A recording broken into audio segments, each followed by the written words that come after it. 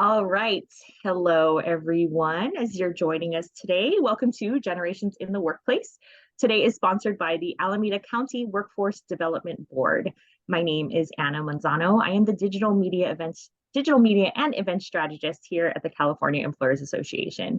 Before we begin today's training, I have just a couple of details to go over with you. There will be lots of invitations and opportunities to engage directly today. If you have any questions pertaining to the presentation and you're joining us live today, you can type them into the chat box at any time and we'll try to address them as we go. Handouts for this presentation, they were attached to the reminder email that included the link to this training. If you need them resent, you can put your email into the chat box and I'll go ahead and resend this to you as soon as I can.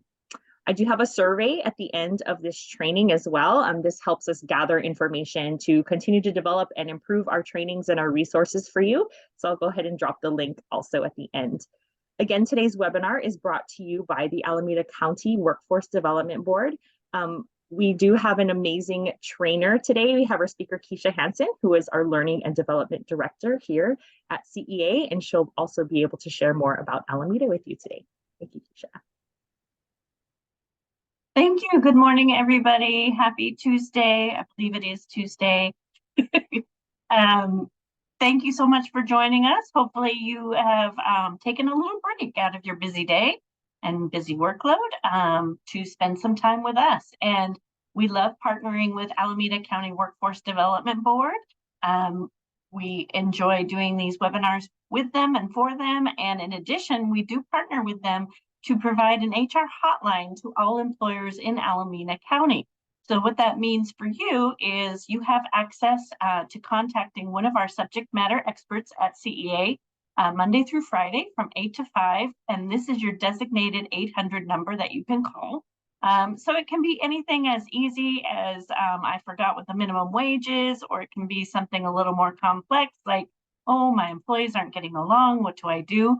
And this is at no cost to you. So if you haven't taken advantage of this, I think this is a time when all employers could use a little extra help and a little extra guidance.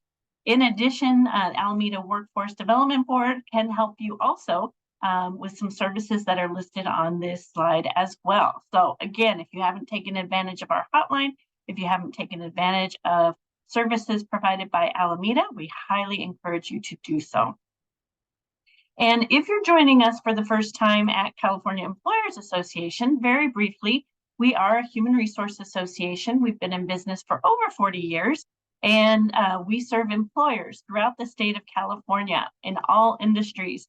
And our goal is to provide them peace of mind with exceptional human resource compliance solutions, trainings such as these that we're offering today, as well as recruiting and executive coaching. So if you have any questions, or if we piqued your interest for that, give us a call and we can provide you more information.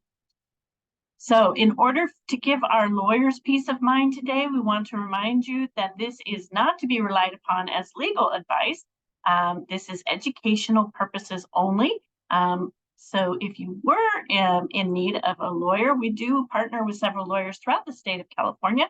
So again, you can give us a call at our 800 number to find out more. So today, in the brief time that we have together, we're really talking about the multiple generations in the workplace. And you've probably seen articles, heard podcasts, experienced some challenges in your own workplace that has led you here today. So we wanted to just kind of talk about what are some of the challenges with the multiple generations, kind of define more in depth a little bit about what each generation has experienced, but primarily really focusing in on communicating effectively so that we can create more inclusive and cohesive work cultures. So just a fun thing to get things started. We are talking about multiple generations, multiple people who have been working multiple decades in our workforce. So I want you to kind of think back to the days before you were in the workforce, when you were 10 years old. And in the chat, can you put a technology that did not exist when you were 10 years old? For some of us, there will be quite a few items that we can recall that we have now that we didn't have back then. So in the chat box, a big one I can think of is my smartphone did not exist when I was 10 years old. Yeah, cell phone, internet, email, Wi-Fi, awesome. Yeah, so many things. So much technology. We've done this session before and people come up with, we used to have a TV guide where we used to see what different shows were going to be on. And then we had games that we played on the TV, et cetera, et cetera. Some people didn't have TV. So that kind of expands the generations. And when you think about that technology, and sometimes it's kind of nice to go back to those times and think it was kind of an easier, simpler time to live. But at the same time, when we think of all the technology that has evolved in the last 50 to 60 years, all of us in all of the generations have been able to adapt to that technology, sometimes with a little resistance. But usually now we can't go without our smartphones. We can't go without having all those wonderful streaming content for some of us. And then some of us others are still saying, I don't really need that. But it really does show a lot about the resilience that we have all experienced, no matter what generation that we have grown up in. So here's a little screenshot of the different generations, just to give you an idea. And the first one is our senior generation, and they have had a lot of different titles. Maturists is the one you see on the screen, but they've also known as the traditionalists, the seniors, also builders, and that's anywhere from before 1945, right? 1945 and before. And this graphic is really just to give you an idea of what happened during those times of the different generations that we're talking about today. And if you think about the traditionalists and the seniors, they're really only occupying about 2% of our workforce. And many of them just still either they are business owners or CEOs, or they just want to continue working. So they are about 2%. Then you have the baby boomers, and you see some of the things that they experienced while they were growing up, and they are about 19%. So our baby boomers have been starting to retire and are continuing to retire. And some of them, again, may stay in the workplace either because they want to, because there's some meaning that they want to have, some purpose to their work. They just love their work. Or for some, it's financial reasons that they're staying in the workplace. And as you look at this graph too, I want to point out that there's a section for what they feel about their attitude towards their careers, the communications that evolved during these generations, and also maybe the evolution of technology, the products that we're in and that were really highlighted in these generations. And then you have Generation X, and they occupy about 38% of the workforce currently. And you see some of the things that happened during their generation: fall of the Berlin Wall, Live Aid, early mobile technology, right? Some people used to brag that they had a mobile device in their car. And you also saw a rise in divorce during that generation. And then you have one of the most talked about generations is Generation Y, which is also known as the millennials. And some of the things that happened during their generation, obviously, not some great things: 9/11, evolution of social media, reality TV, and just so on and so on. And then you have the Gen Z, which is our youngest generation in the workforce, and they occupy about 6%. Millennials are about 34%. And that is evolving, right? Generation Z is going to be about 30% by 2030. So different ways that they have all communicated. And something to point out is we really don't have a choice over what generation we're born into. But these are the things that happened during our generations that we were a part of. Here's another quick snapshot, a different one, showing the different generations. And some of these are a little bit off in terms of the ages. You'll see different ones. A different name for the traditionalists, which is builders. referring to they really helped build society how it is today. And then I really wanted to point out at the very end, you have our next generation coming in. So Generation Alpha is aged about 7 and under. So a new one to start seeing how they are going to evolve and participate in the next generations. But if you take a little deeper dive into each of the generations that are still in the workforce today, starting with our traditionalists, also known as seniors, they really do span the most decades of all of the work changes and evolutions, and some of the things that have been written and said about them in terms of what they value is loyalty and helping others. And how they like to work is they have a strong work ethic. Part of their work ethic is being loyal to the companies and organizations that they worked for. They really had strong values. They like working on site, being face to face with people, and they enjoy more offline projects than online projects. But if you looked at, think about the graphic that we showed a couple of minutes ago, of course that makes sense for them because that was what they mostly experienced during their time in the workforce. So it is something that is comfortable to them and something that they have done always. Not to say that they can't adapt to the new technology and the new ways to communicate, but this is some of the things that they have mostly experienced, and so they're most comfortable with that. Then you have our baby boomers, and again, they are starting to retire, and also many of them staying because of financial reasons or because they just want meaning in their life. They want to have a job that gives them purpose. Some of the things that they value is hard work. Also, they were part of a generation that started taking risks. They were very active in many protests during their youth. And how they like to work is they are professional, they're steady, they're independent, but they are also loyal.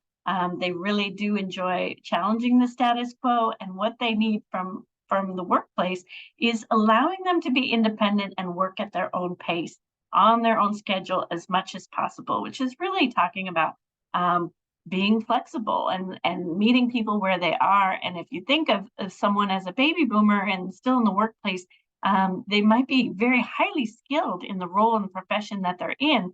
So they don't necessarily need to be micromanaged or to have constant check-ins. They're really independent and they know what they're doing.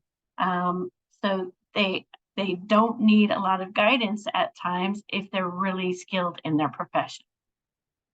And then you have Generation X, which again is about 38% of the workplace. And we really, my generation, I'm included in this, grew up in an age of opportunity. We entered the workforce when information technology was just emerging, and we're really known to be very adaptable, very individualistic, and open-minded. We're also very independent.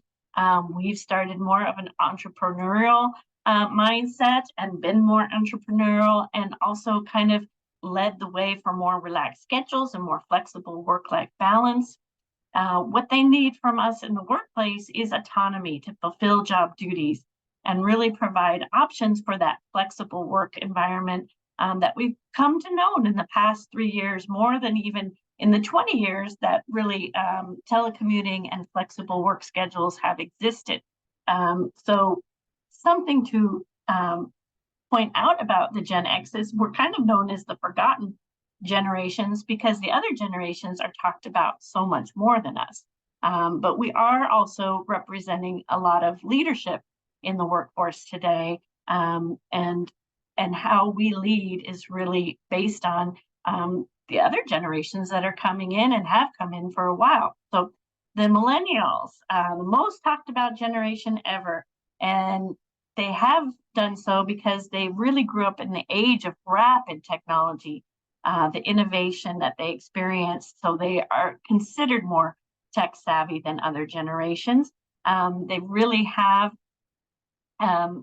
worked in more relaxed environments. They really like to challenge the status quo, sound familiar.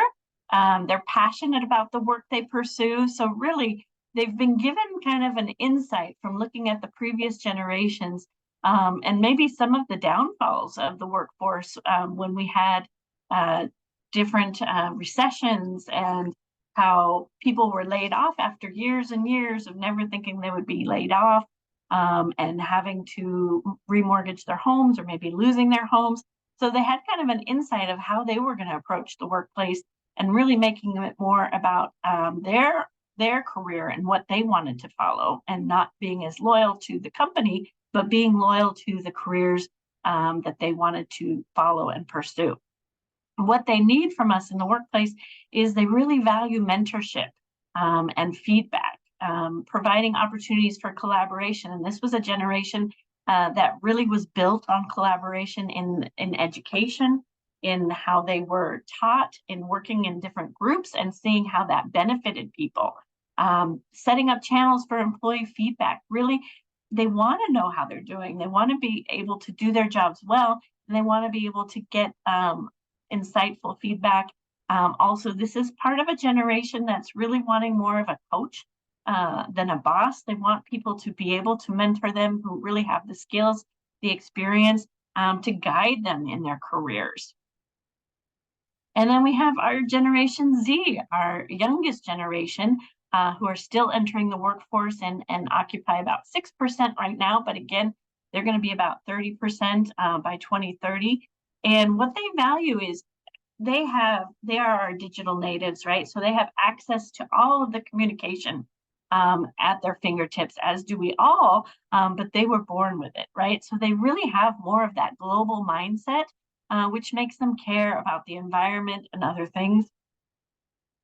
So how they like to work is really prioritizing what's authentic, what's transparent, truth, and connecting with each other in their relationships. Again, they're seeking that flexible work-life balance. And what they need from us in the workplace is really, again, consistent, regular feedback and direction, transparency about their work, mentoring, coaching, and training opportunities. And I have two nieces who are of Generation Z, and one's a lawyer who just became a lawyer about 2 years ago. And she has been working remotely as a lawyer for the past 2 years. So imagine there's really a lack of coaching and mentoring that has happened within her workplace, which is so necessary when you're brand new to this profession that she's in. And so she's starting to connect more and be able to have a little bit more of a mentoring and coaching, but that can really impact the performance of an employee when they don't have that. Also, I have my other niece works in a museum, and so she's on site, so she gets the opportunity to interact with people and connect with people. And one of the favorite parts of her job is interacting with the docents that work at the museum, who are usually more of the older, more mature generations, because she loves hearing their stories. She loves hearing the experience, getting some insight to what happened in the past, and really forming those connections to feel that sense of belonging. So these are really just some insights about each generation.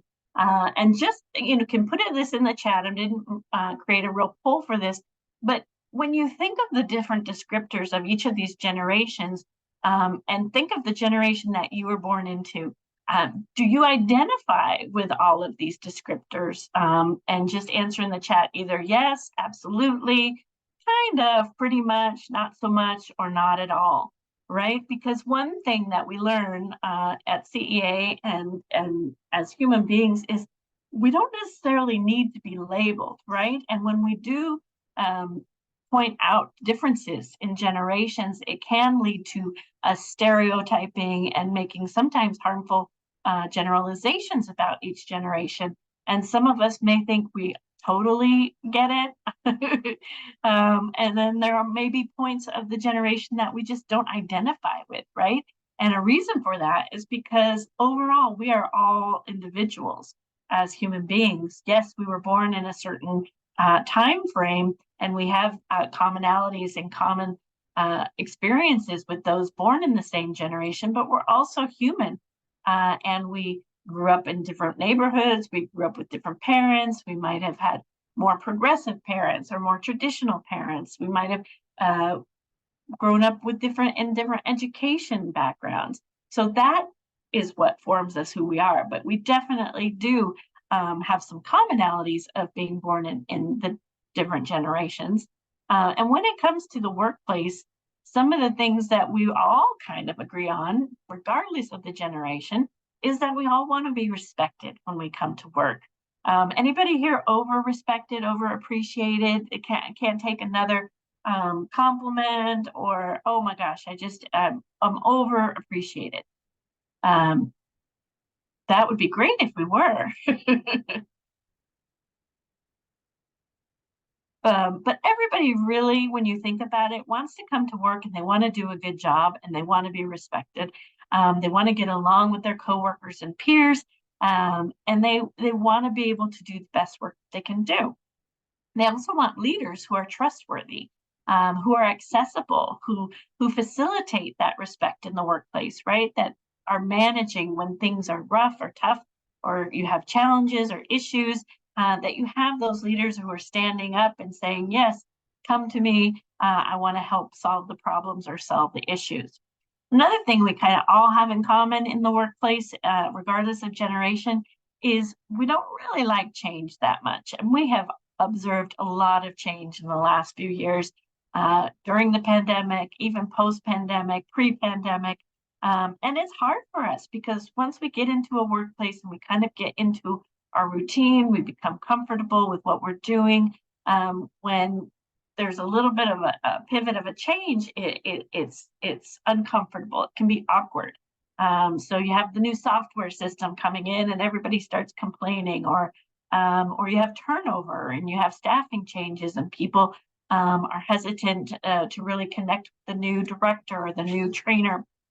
But at the same time, contrary to that, we all want to continue to learn and grow in our jobs.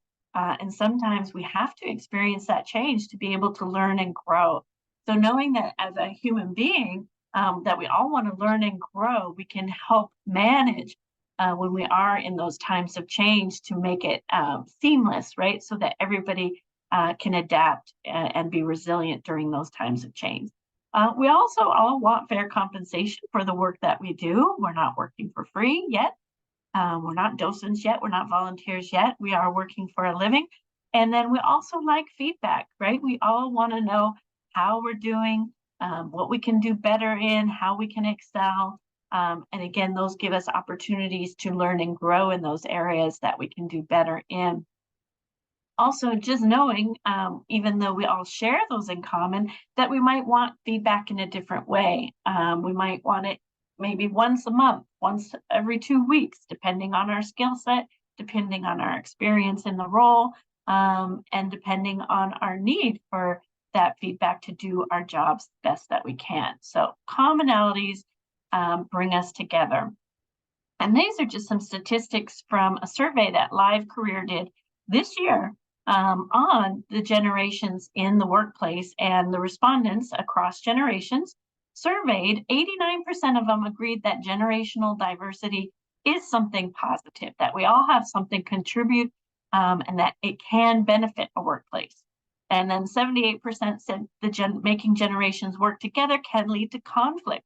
But when you have any kind of diversity in the workplace, right, what we were talking about, whether it's culturally, ethnically, where we grew up, who our parents were, we're going to have different ideas and different perspectives. Not everybody thinks the same way we do, and that will lead to conflict. But if you look and approach conflict in a healthy manner, in an opportunity to find solutions and hear from others and get new ideas, that can lead to a lot of creativity and innovation in the workplace.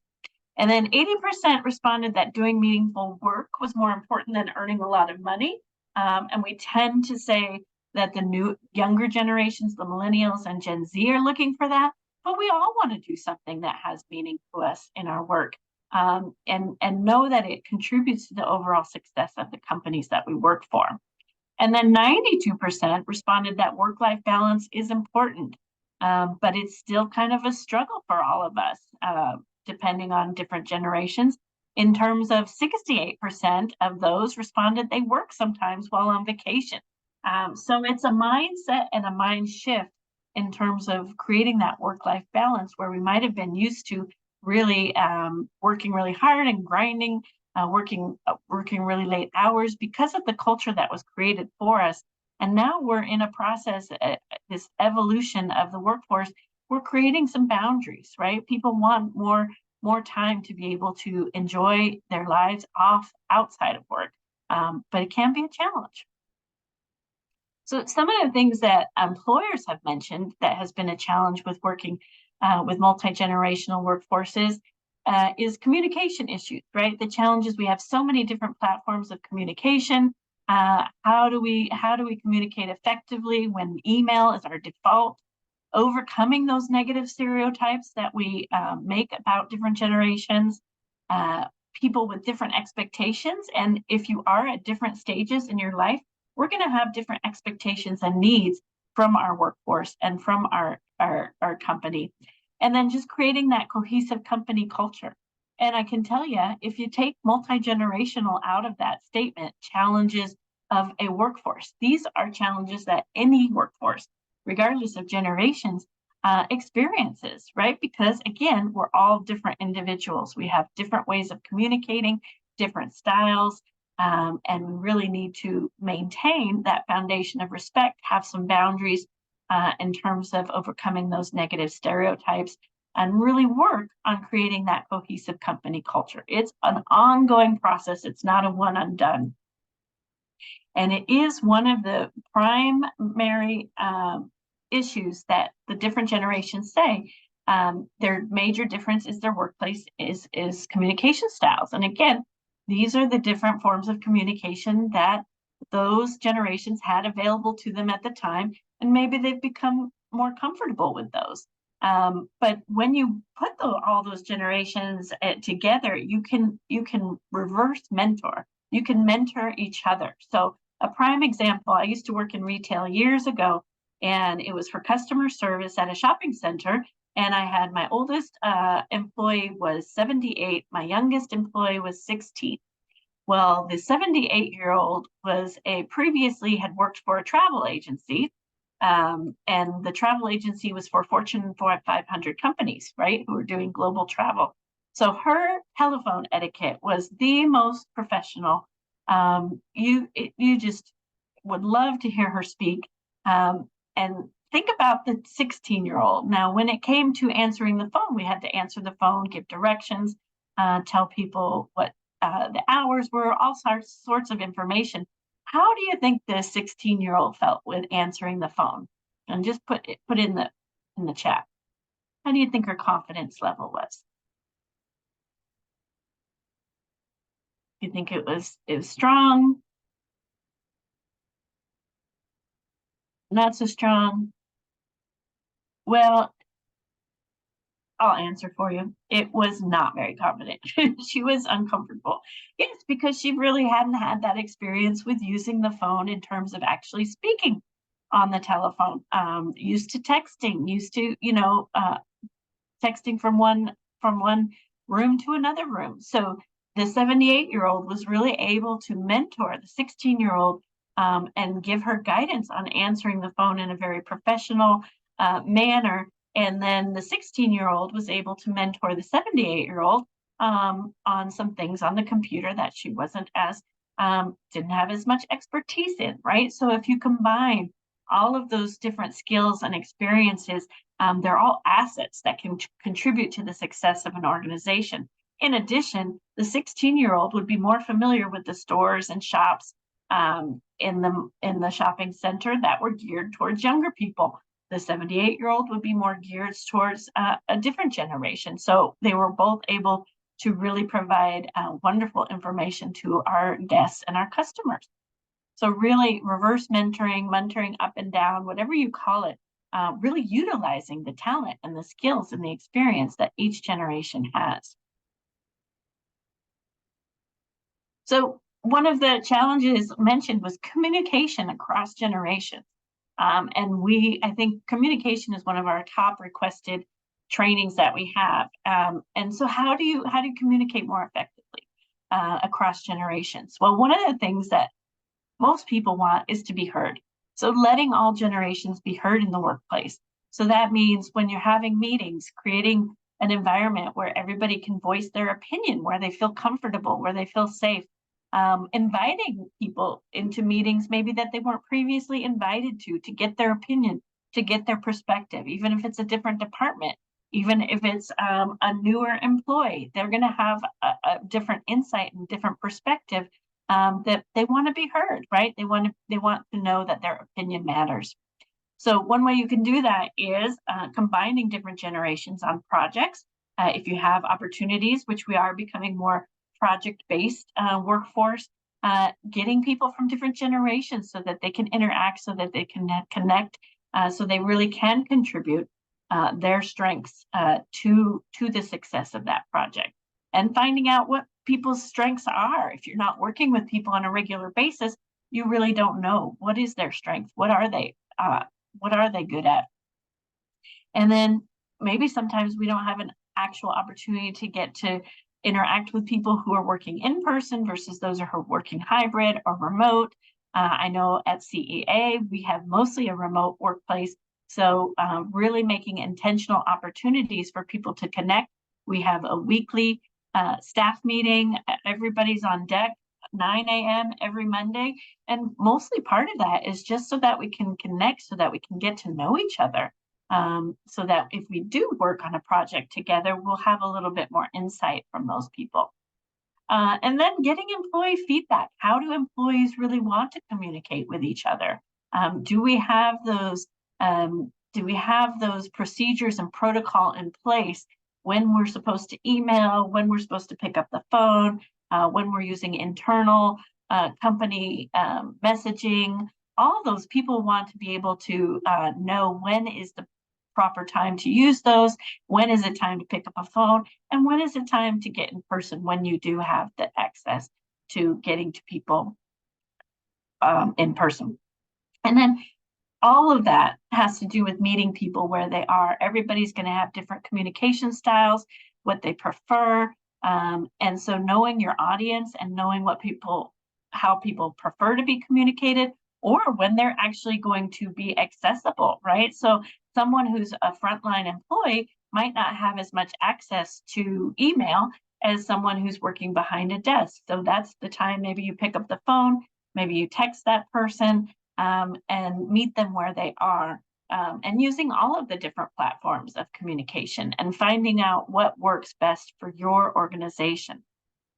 So communication is an integral part of creating that inclusive workplace. And again, it's not a one and done.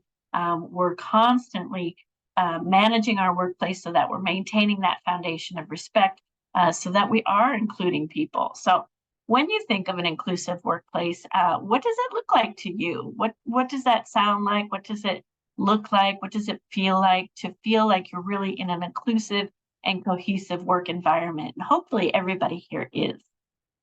And enter it in the chat, giving you opportunities to be heard today.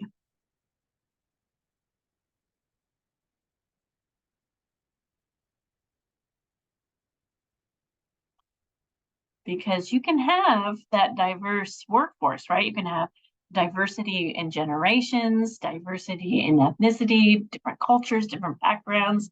But how do you make it inclusive? Yeah, so that's a real critical one, is everybody does feel like they have a voice and that it matters and that they are being heard and my opinions are being considered. Absolutely, 100%. And really, when you think of inclusion, it's a sense of belonging, and feeling that I belong to something, and feeling that I belong to something is one of our basic human needs. We all want to feel like we belong either to our families or our friends or our communities, or our churches, or also our workplace, right? So it's harnessing all of those diverse forces that we have, and putting them into action by creating that environment where people are involved with each other. They're working on projects. You are inviting people into meetings. You are getting different opinions, and you're doing so in a respectful manner. And you're also creating opportunities just to connect on a human level, right?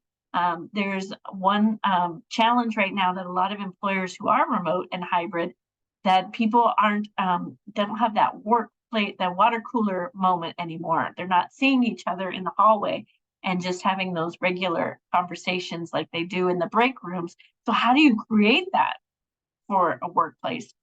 And it's just being more intentional with creating that connection. And I talked about how at CEA, we have those regular staff meetings on Monday morning at 9 a.m. But we do a little chit chat in the morning, right? We're not all ready to just get to work. So we have a little chit chat. We find out about how people's weekends were. Sometimes we get some pets in the screen that we're doing on Zoom. We find out what people are watching on those wonderful streaming systems, and it brings connection, right? And I think we're in that kind of speed now. We're trying to catch up with technology, that we have one meeting after another meeting, and we're losing that art of really connecting to people. I know I've gone into some Zoom meetings where people don't even say hi, right? They don't even say hi, how are you doing? They just get right into it. So you really need to create that inclusion by doing all three, right? Involving people, having those foundations of respect, and creating those opportunities for people to connect. So you make the mix work. And this is, if you have all the ingredients to make this beautiful, wonderful bundt cake, but you don't incorporate those, you're not going to get as delicious of a bundt cake. So you have to incorporate those ingredients. So everything that we have to offer as individuals, you want to incorporate that into the workplace, and you'll benefit. You'll benefit with higher productivity, with people who are more engaged, right? When I feel like I belong, I feel like I'm heard, I feel like my opinions are considered, then I'm gonna be a better worker. I'm gonna be happier. And as we talked about that sense of belonging in it, how it's a human basic need, how that shows up at work is, again, being seen, feeling that I'm seen at work. I'm either recognized or rewarded for my work, either by my manager or by my colleagues. And they've done research that shows when your peers recognize you, it makes even more of an impact, because to some extent we expect our managers to recognize us. That's part of their job, is to monitor our performance. But when our colleagues and peers call us out for something we've done well, or just appreciated us for going above and beyond, that has a spiral effect. It has a positive a connection with people, and it goes viral. It spreads, right? It's contagious. Then I'm going to make more of an effort to call out my colleague or peer for something good that they have done. When you feel seen at work, then you do make more of an effort to feel connected with your peers. And when you do feel connected, whether you have a best friend at work, or whether you just joke around with someone at work, or you can relate to someone, it gives you more positive interactions with people and more authentic.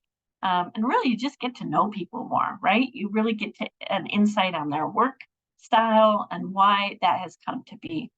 So when you feel seen and connected at work, then you feel supported, right? I know these people, I know that they have my back. And when you feel supported at work, then you give more to what needs to get done at your work. You feel that collaborative effort going on, and you feel like, okay, we're all running on all cylinders. We all have the same goal in mind. And when you feel that energy and that enthusiasm and that positivity, then you feel proud of your work. And when you're proud of your work and your organization, you're more likely to feel aligned with the purpose, the vision, and the values, right? And you're more likely to tell other people how proud you are and how happy you are to be working at that workplace. However, some things that prevent us from truly being inclusive at work is our own bias, and our unconscious bias. And it's normal. It's part of being human. And our brain, it's a response in our brain who's trying to make quick connections about people. And it's based on only our past experiences and perceptions. So we make assumptions, we make judgments without really having the facts about people, right? And it is natural, it is human, but we want to be aware of those, right? We want to prevent ourselves from being biased. So I'm going to give you this little quiz.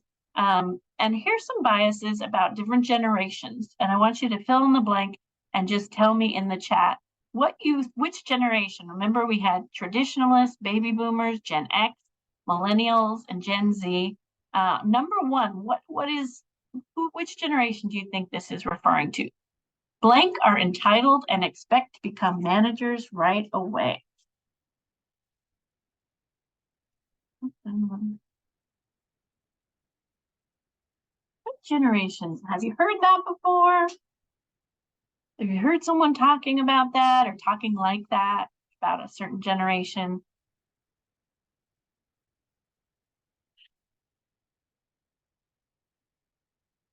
Yeah, in this instance, it's actually the millennials, Gen Y, but I'm sure people have said that about Gen Z as well. How about we try number two? Blank generation can barely use a cell phone.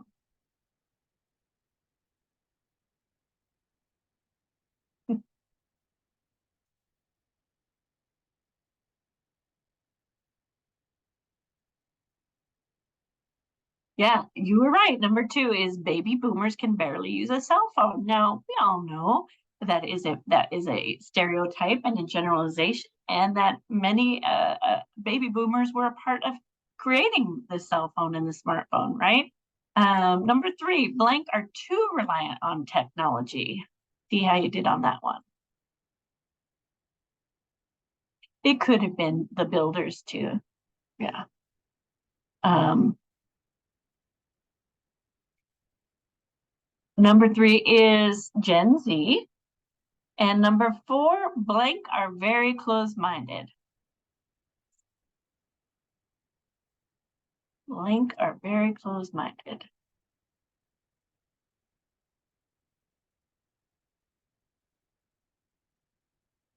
Yeah, it's the most mature. It's referring to the seniors, the traditionalists, the maturists.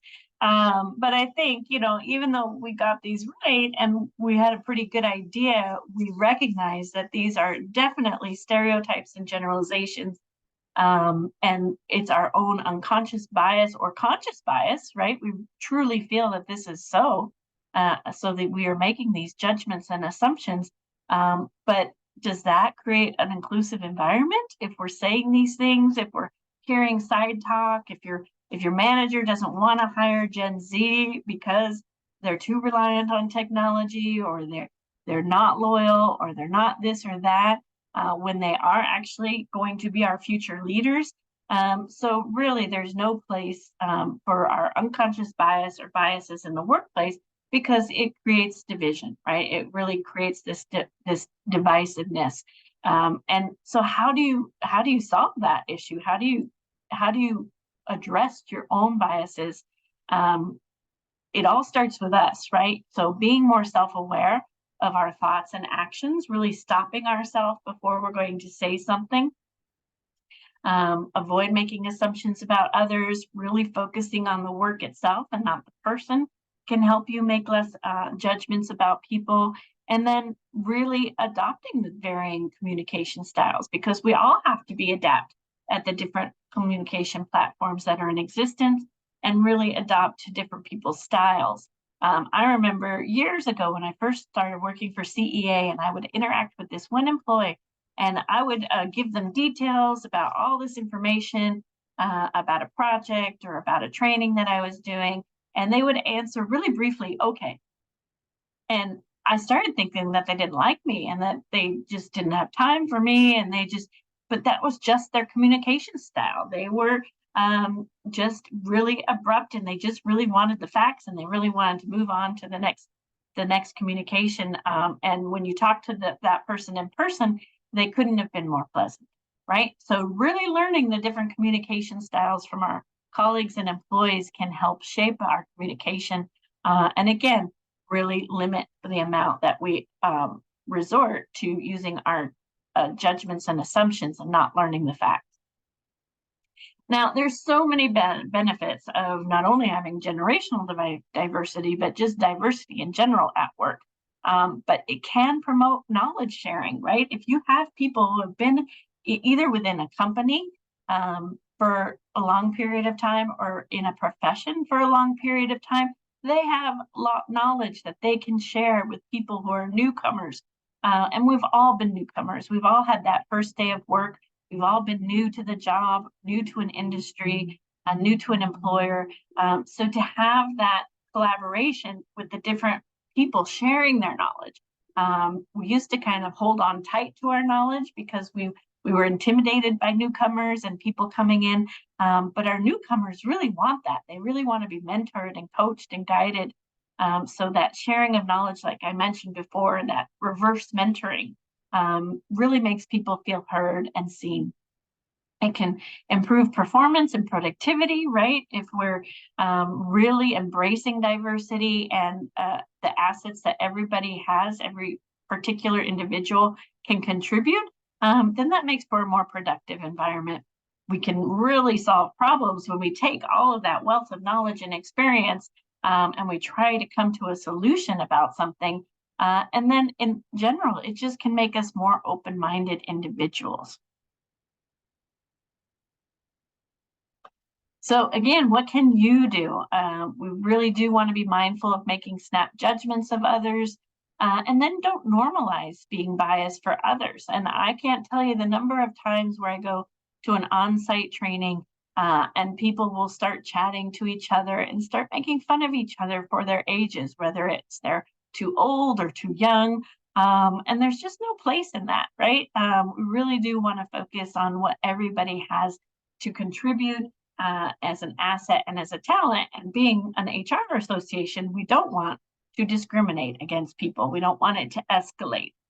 When those comments that are side comments and people think, oh, I was just joking, I was just this, if they go unaddressed, then those can elevate into instance of discrimination if we're targeting a protected class. So we really do want to foster those opportunities for collaboration, whether it's on a project, whether it's just getting together to have some team building activities. I'd love to know, how are you fostering collaboration at your workplaces? Is there anything new, unique, that's really working, that's really been successful for you in terms of fostering collaboration? I mentioned our weekly staff meetings that really can, but we have a lot of committees, not too many, I don't think. But we have a lot of committees that we engage, and we really make an effort to include multiple departments so that they have a voice, so that they feel heard, that they might have a different perspective than the main department that the issue or the project is revolving around. And that's been really successful. And then the last one is just really asking people how you can be supportive to others, right? How are you doing? How can I be supportive? Is there anything I can help you out with? How do you think things are going? Asking people questions is how you can get the true answers and the wealth of knowledge and information you need to create that more inclusive and cohesive work environment. And then keep in mind, people are people, right? We have more in common than we don't have in common. And each generation does have unique strengths that contribute to the workforce. We also all have different communication styles. So getting to know people, asking them how they like to be communicated with. Some people really do prefer email because that's what they have access to immediately. Some people do prefer the face-to-face connection. Being able to pick up on those nonverbal cues and clues that when we're in person, we can pick up on a lot easier than when we're on a virtual Zoom. And also just don't overthink it. Just get to know people and who they are and how they best operate in the work environment, and then create the best work environment that you can. And it all comes down to maintaining that foundation of respect. So recognizing that we are all different, we come from different backgrounds, we all are going to have different points of view, but we want to keep the goal in mind at work, which is what is the goal at work? What is our mutual goal? And then we can give each other mutual respect, and also giving people space to be different. Some people love to be on meetings after meetings and share their ideas. Some people need a little bit of time to process their thoughts, and maybe it's better for them to share their ideas via written email or one-on-one with their manager.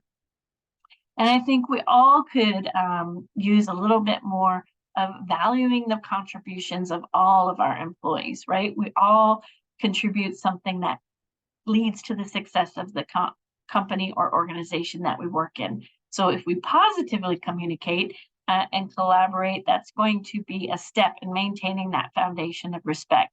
And as leaders and managers, many of you carry the heavy load, but people look towards you to set the example and set the tone. So being as consistent and fair with all of your employees is going to help contribute to that foundation of respect. And then we're kind of losing the art of this, but listening, really putting all those notifications and pings aside and listening when people approach us, when they want to talk about something, if it is an issue or a conflict, really being there for that person and being present so that we don't overreact, or knowing what are our triggers, so that maybe I do need to walk away, or I need to reset this meeting for a different time. That's part of emotional intelligence, and being aware of how we're perceived and how people perceive us. So really listening is a key to maintaining that foundation of respect as well. And it's ongoing. It's not a one and done. And it's never any employer's intention not to have maintain a foundation of respect. But sometimes we get busy with work and things go unaddressed. So making sure that we're all responsible for maintaining that.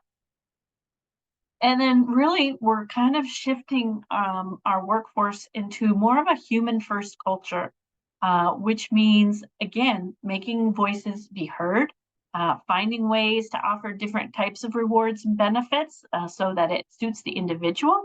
Because again, if we go back to generations, we all have different needs at different times of our lives. Being intentional about the meetings, who we're inviting, allowing everybody to speak, feel heard, offer their ideas and perspectives. And sometimes that might be involve training or different kinds of programs where people can learn and hone their skills. And really it comes down to designing that workplace that works for everyone. So getting that crucial feedback that you need from everyone in order to do their best work.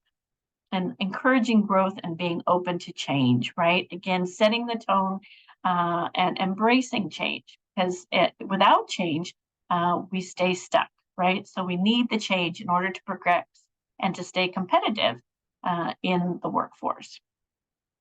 So I'm going to ask you to think about one thing you learned in this session, or were reminded of, probably more likely, that you will take action on starting today to create that inclusive and cohesive workplace. And if you want to, you can include it in the chat. But I love this quote. I use it in a lot of our trainings. To know and not to do is not to know, right? So you might have attended multiple webinars and you leave it and you say, gosh, that was great. And then a half hour later, you forgot everything and you weren't able to put anything into action. So I encourage you to put at least one thing that you either learned or were reminded of today to put into action to create that more inclusive workplace for the multiple generations that are working today. And with that, I will hand over the baton to Anna. All right. Thank you, Keisha. Oh, we got some answers coming into the chat on what takeaways are going to be out there for the rest of the day and beyond. We do have a QR code on the screen right now. I'm also dropping a link into the chat if you are joining us live. Again, this is a 2 to 3 minute survey, and your responses really do help us to continue to develop and improve these trainings and just our wealth of resources that we offer at CEA, and that we then share with workforce development boards like Alameda. I know we do have Javier in the room today, so if he's able to drop some information into the chat on how to best connect with them. Otherwise, I know that the list will be going out to him and he'll be able to reach out to all of you and make sure that you're aware of the resources available through Alameda County and as well as CEA. We do have codes today for joining us for today's training. I know Keisha does have them on the screen. I'm gonna pop them into the chat as well, just in case, whatever method is best for you. HRCI code 640938, SHRM code P2ZCV. Say that 5 times fast. Thank you all again for joining us live, or if you're watching this on a playback recording. Thank you for spending your time with us. Thank you, Keisha, for your expertise and your energy today. Thank you again, Alameda County, for sponsoring. And there we go. His information is in the chat on how to best connect and share the resources with Alameda County Workforce Development Board. So thank you all again, and we look forward to seeing you on a training soon. Cheers.